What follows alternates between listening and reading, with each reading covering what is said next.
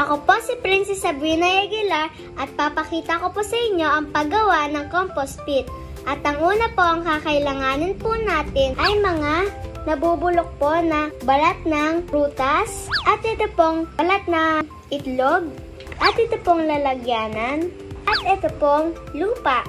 So yun guys, gawin na natin. Una po, ilalagay po natin itong nabubulok na balat ng prutas dito po sa lalagyan. Ikalat po natin siya ng mabuti para po marami po ang masasakupan niya.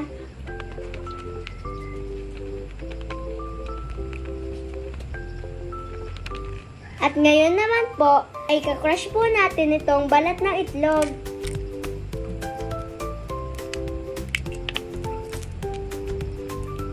Dapat po ay pino-pino po ang pag-crush natin ito sa balat ng itlog.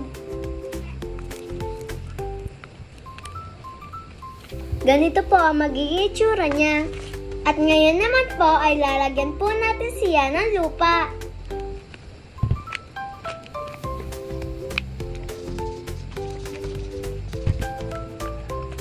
Ikalat po natin yung lupa para po matakluban po yung mga balat.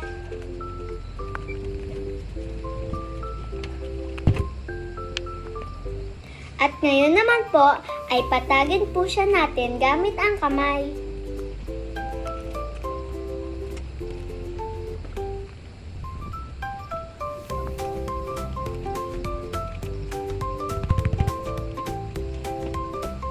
Kapag patag na po siya, ay kailangan na po natin siya basain ng tubig at dapat po ay hindi po siya basang-basa.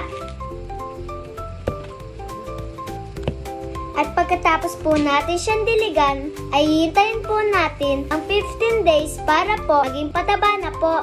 Yun lamang po, marami po salamat.